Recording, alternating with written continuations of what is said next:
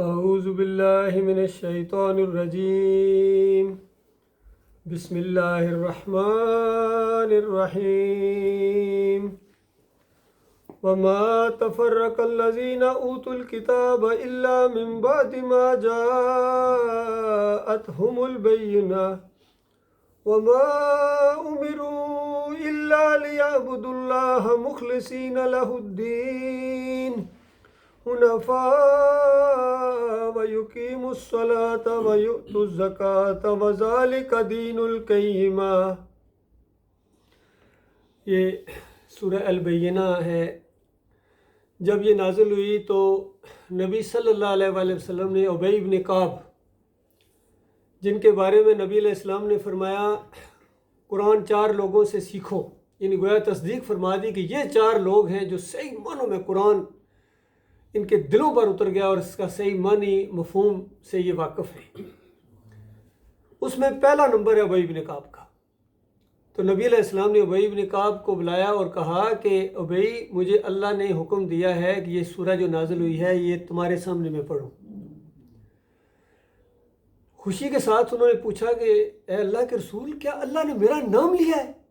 میرا نام لے کے اللہ نے آپ کو کہا ہے؟ تو نبی علیہ السلام نے کہا ہاں، تیرا نام لیا ہے۔ تو اس قدر خوشی ہوئی دل کے اندر سے کہ آنسو نکلنا شروع ہو گئے، یعنی مالک کے ہاں میرا اتنا مقام ہے، مالک نے یہ عزت دی ہے۔ دوسری جگہ مالک فرماتا ہے اس قرآن کے بارے میں کہ یہ الرحمن کا یہ کلام ہے، اور الرحمن کیا ہے، کون ہے، کسی جاننے والے سے پوچھو، کسی جاننے والے سے پوچھو۔ تو یہ کلام کیا چیز ہے، یہ کتاب کیا چیز ہے؟ جنہوں نے اس کی قدر و قیمت جانی تھی، اللہ نے ان کو پستیوں سے اٹھایا تھا، بھیڑ بکریاں چرانے والوں کو دنیا کا امام بنایا، اس قرآن کی وجہ سے، یاد رکھیے۔ اور مشرکین مکہ کو جو سب سے بڑی تکلیف تھی، ضد تھی، وہ اسی قرآن سے تھی۔ کہتے تھے ہم آپ کی ساری باتیں ماننے کے لیے تیار ہیں، بس یہ قرآن، اس کے اندر تھوڑی بہت یا کوئی اور قرآن لے کے آ جاؤ۔ یہ قرآن تو ہمارے باپ دادا کو کافر کہتا ہے، ہمیں جہنمی کہتا ہے، ہمارے معبودوں کی کھال اتار دی اس قرآن نے، چمڑی اتار دی، کوئی گنجائش نہیں اس قرآن نے رکھی ہے۔ کوئی اور کتاب لے کے آ جاؤ، پھر ہو سکتا ہم تو آپ کے ساتھ، چلو نہیں اور نہیں لا سکتے ہو۔ جب نبی علیہ السلام کہ میں کس طرح لوں، میری کتاب تو نہیں ہے،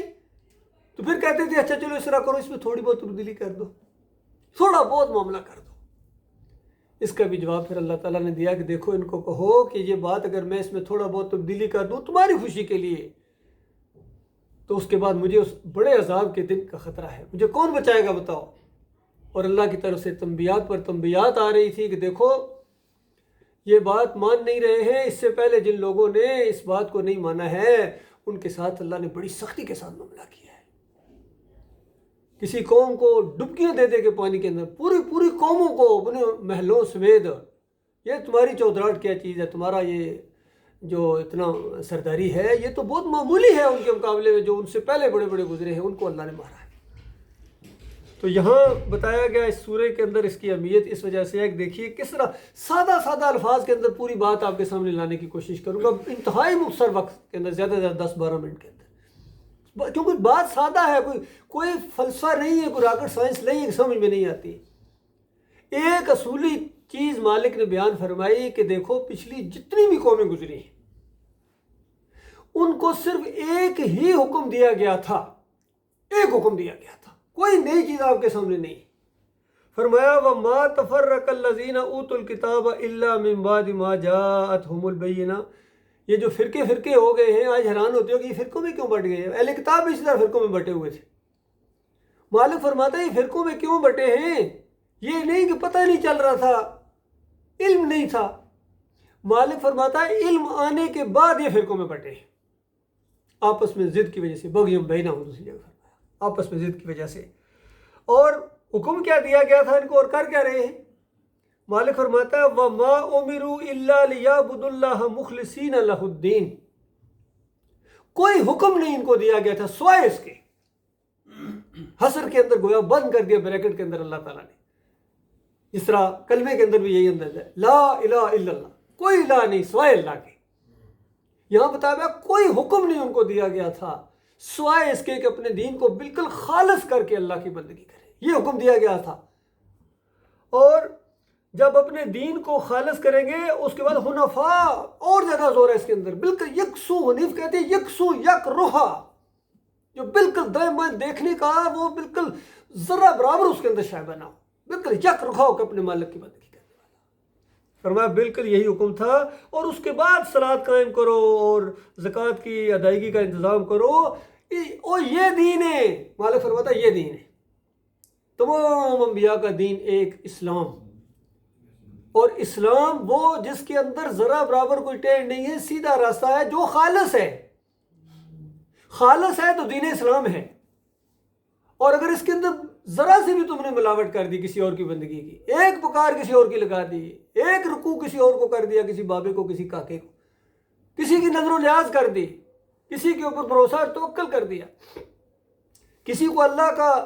بیٹا قرار دیا یا ذات کا ٹکڑا قرار دیا، اگر تم نے ذرا برابر اللہ کے ساتھ شریک ٹھہرانے کی کوشش کی تو پھر یہ دین اسلام نہیں رہے گا۔ پھر کوئی اور جو مرضی پھر اس کا دین رکھ دو، یہودیت رکھو، نصرانیت رکھو، یا آج کے دور کے اندر بریلویت رکھو، دیوبندیت رکھو، اہل حدیثیت رکھو، جو مرضی اس کا نام رکھ دو، پھر صوفیزم رکھ دو، تصوف رکھو، یہ اسلام نہیں ہے، پھر یہ اللہ کا دین نہیں ہے۔ وہ ایسا غیور رب ہے، حدیث کے اندر آتا ہے، نبی علیہ السلام فرماتے ہیں تمہارا مالک ایسا غیرتی رب ہے، ایسا غیور رب ہے کہ اگر اللہ کے ساتھ ذرا سی بھی تم نے ملاوٹ کی اس عبادت کے معاملے میں، کسی اور کی ذرا سی کسی اور کی باقی ساری اللہ کی، تو اللہ ایسا غیور رب ہے، وہ جو ساری اللہ کی مالک فرماتا ہے یہ بھی اسی کے کھاتے میں ڈالو، مجھے نہیں چاہیے، ایسا غیور ہے۔ تو آج مسئلہ یہ ہے میرے بھائیوں، جس کی وجہ سے آج یہاں ہم اکٹھے ہوئے ہیں، کیوں بڑی بڑی مساجد ہم نے چھوڑی ہے؟ کہ ہمیں نہیں سمجھ آتا؟ وہاں بڑی بڑی قالینیں بچھی ہوئی، بڑے بڑے ایئر کنڈیشن لگے ہوئے، بڑے بڑے کھانے پک رہے ہیں، افطاریاں دی جا رہی ہیں، سب کچھ ہو رہا ہے۔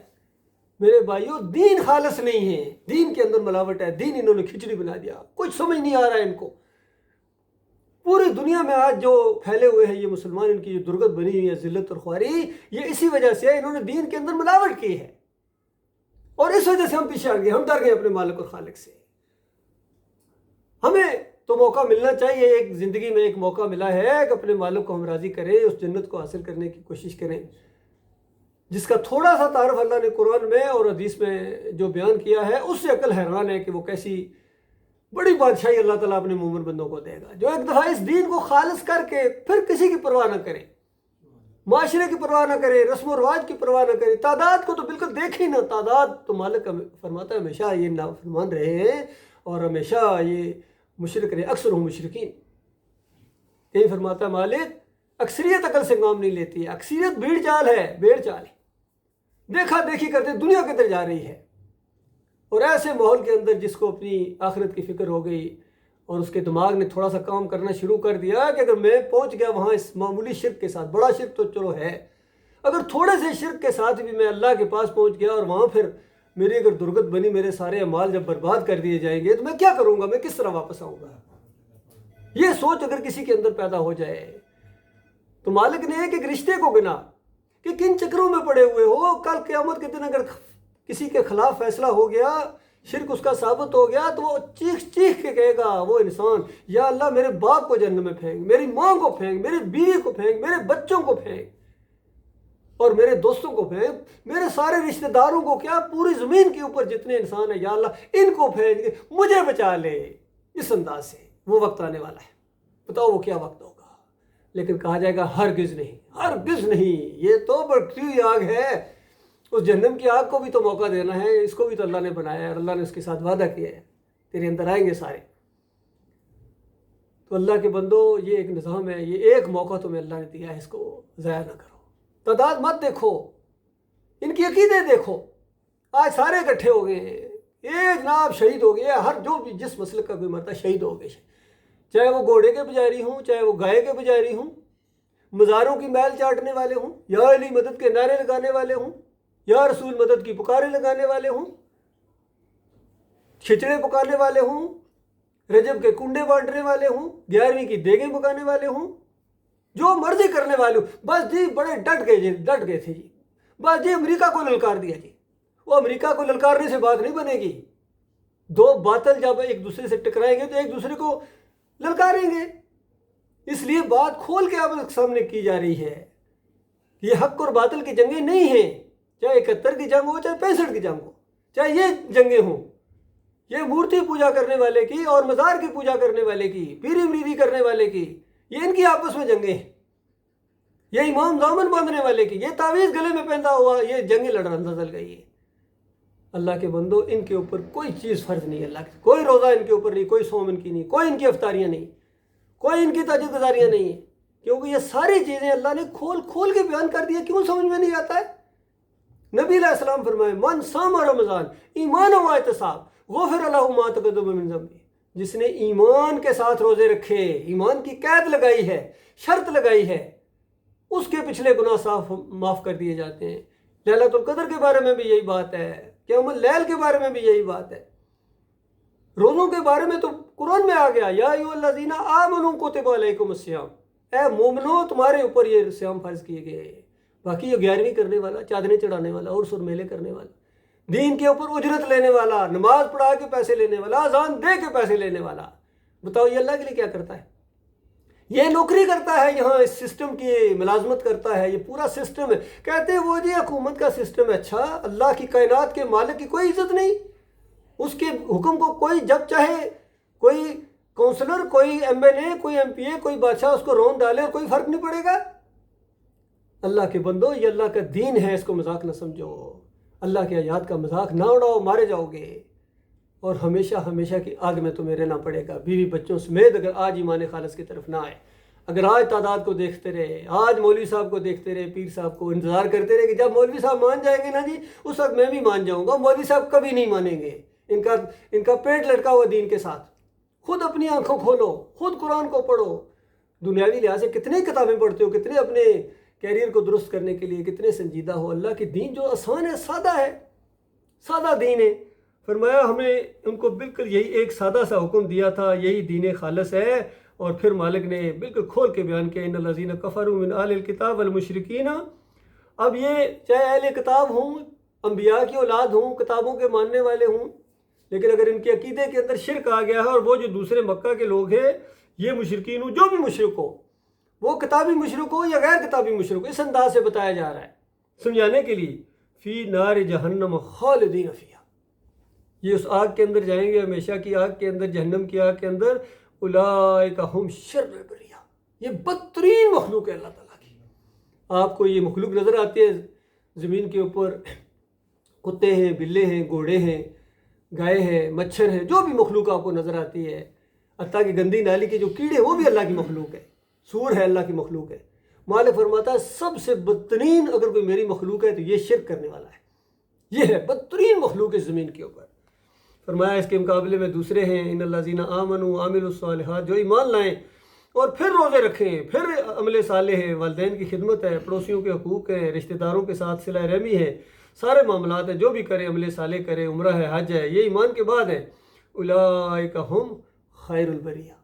فرمایا یہ ہیں صحیح معنوں میں اشرف المخلوق، یہ ہیں اشرف المخلوق، یہ ہیں۔ جزاؤہم عند ربہم، ان کے رب کے پاس ان کے لیے بڑا ہی کچھ دینے کے لیے ہے، جنات عدن، وہ زبردست قسم کی جنتیں ہیں، تجری من تحت الانہار، جن کے نیچے نہریں بہتی ہوں گی، خالدین فیہا، ہمیشہ ہمیشہ اس کے اندر رکھیں۔ اللہ کے بندو دیکھو ایسی زندگی، مالک اعلان فرمائے گا جنت کے داخلے کے ساتھ کہ میرے بندو اب تم ہمیشہ زندہ رہو گے، کبھی تمہیں موت نہیں آئے گی، اب تم ہمیشہ جوان رہو گے، کبھی تمہیں بڑھاپا تمہارے قریب نہیں آئے گا، اب تم ہمیشہ تندرست رہو گے، ایسی جوانی تمہاری، ایسی تندرستی کہ کوئی بیماری تمہارے قریب نہیں آئے گی، اور تم ہمیشہ خوش رہو گے سکون کے اندر، کوئی ٹینشن تمہیں ہمیشہ کے لیے تمہیں نہیں ہوگی۔ اس طرح مالک اعلان فرمائیں گے، فرمایا ہمیشہ ہمیشہ خالدین فیہا ابدا، رضی اللہ عنہم ورضوا عنہ، ان سے مالک راضی ہو گیا، ان سے مالک خوش ہو گیا۔ یہ امتحان میں ڈالے گئے تھے انہوں نے، یہ جو مرد تھے، یہ ایماندار تھے، یہ مومن تھے، انہوں نے ایمان کو زندگی کے آخری سانس تک لے گئے، آخری سانس۔ اللہ کے بندو یہ ایک موڑ ہے موت کا، اس کے بعد پھر وہ بادشاہی آپ کو دکھائی جائے گی اور وہاں اس کے طرف لے جایا جائے گا، اور کافروں مشرکوں کو یہاں سے مارنا شروع کیا جائے گا۔ یہ دو انجام ہے بالکل صاف۔ مالک فرمائے گا وہ مالک سے راضی، مالک ان سے راضی،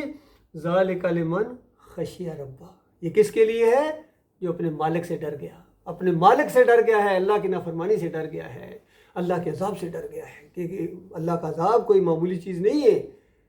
دنیاوی لحاظ سے دیکھیں، ذرا سے کوئی کسی کی نافرمانی، ذرا سا کوئی افسر ہو، کوئی مینیجر ہو، کوئی ایسا جو ہو، کس طرح اس سے خوف آتا ہے، ذرا سے اس کی نافرمانی ذرا کر کے دیکھو نا، وہ کائنات کا مالک ہے، اس کی نافرمانی کر کے تم سمجھتے ہو کہ تم اسی طرح مالک جانے دے گا، تمہیں چھوڑ دے گا؟ مالک فرماتا ہے یہ ان کے لیے وہ جنت جس کا آپ نے ذکر سنتے ہیں، کہتے ہیں، یہ جنت اس کے لیے جو اپنے مالک سے ڈرتے ہیں اور اپنے مالک کے علاوہ کسی سے نہیں ڈرتے ہیں، کسی کی کوئی ان کے اوپر ایسا نہیں ہے جس کا ذرا برابر ان کے اوپر روب ہو یا دبدبا ہو یا کسی کی ذہنی مروبیت ہو۔ ان مومنوں کا معاملہ ہی بالکل صاف ہوتا ہے۔ اللہ تعالیٰ سے دعا ہے اپنے لیے بھی، اپنے مومن بھائیوں کے لیے، اور یہ ریکارڈ ہو گیا درس، جہاں تک یہ بات پہنچے اللہ کے بندو، یہ اللہ تعالیٰ نے زندگی آپ کو ایک مرتبہ دی ہے، یہ موقع اگر ہاتھ سے نکل گیا ایک دفعہ، دوبارہ کبھی نہیں واپس آؤ گے۔ دیکھو آج کل ویسے بھی کسی ٹائم کوئی موت آ سکتی ہے، لیکن ان جنگی حالات میں تو ہر لمحے جب بھی کوئی سائرن بجتا ہے لوگوں کو فکر ہوتی ہے کہیں نہ کہیں کوئی میزائل گر سکتا ہے، اسی وقت ہاں منہ سے نکلے گی اور معاملہ ختم ہو جائے گا۔ اللہ تعالیٰ اس پچھتاوے سے، جو ایسا خوفناک پچھتاوا ہے، اللہ تعالیٰ اپنی پناہ میں رکھے۔ وقولوا قولی ھذا استغفر اللہ لی ولکم ولسائر المسلمین۔